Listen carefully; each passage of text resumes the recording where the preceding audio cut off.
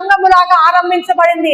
ఈ సంఘము ఎదుట ఈ సంఘము ఎంత పోరాటం కింద వెళ్తే, ఎంత ఒత్తిడి కింద వెళ్తే అంత వ్యాప్తి చెందింది, అంత వృద్ధి చెందింది, అంతగా సువార్త ప్రబలింది, అంతగా దేవుని రాజ్యము కట్టబడింది.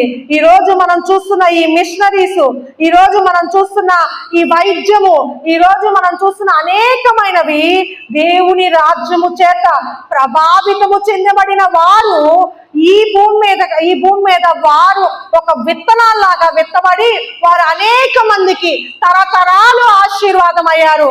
మొదటిగా వారు ఎలా విత్తబడ్డారు? యేసుప్రభు అనే విత్తనము ద్వారా, యేసుప్రభు అనే విత్తనములో నుంచి కొమ్మలు చెట్టు ఎదిగి ఎలాగైతే కొమ్మలు బయటికి వచ్చినట్లే నీవు ఒక కొమ్మవి, నేను ఒక కొమ్మని, ఆ సంఘములో నీవు అవయము, నేను అవయము.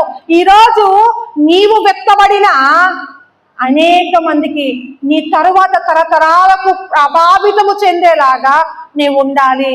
సంఘము ద్వారా ఎలాగైతే దేవుని కార్యాలు నలుదిశలా వ్యాపించినవో అలాగ నువ్వు వ్యాపిస్తూ ఉండాలి. ప్రియమైన దేవుని బిడ్డలారా, చాలా సందర్భాల్లో మనము మేలు పొందుకున్నాము, యేసు ప్రభుని అంగీకరించాము, యేసు ప్రభు దగ్గరకు వచ్చి మేలు పొందుకున్నాము, సంఘములో చేర్చబడ్డాము. కానీ సంఘము ద్వారా ఇప్పుడు ఈ రోజు ఎవరో నీ కోసం ప్రార్థన చేయబట్టి ఈరోజు నీవు క్షేమ స్థితిలో ఉన్నావని గ్రహించాలి.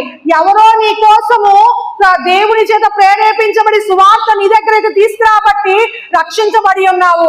ఈరోజు దేవుడు ఎవరో ఒక వ్యక్తిని ప్రేరేపించి ఒక సంఘాన్ని స్థాపించబట్టి సంఘములో నీవు ఉన్నావు. ఈరోజు నీకు దేవుని ద్వారా ఇన్ని పొందుకున్న నీవు తిరిగి నీవు ఈ భూమి మీద, నేను చెప్పాను కదా, చనిపోయినప్పుడు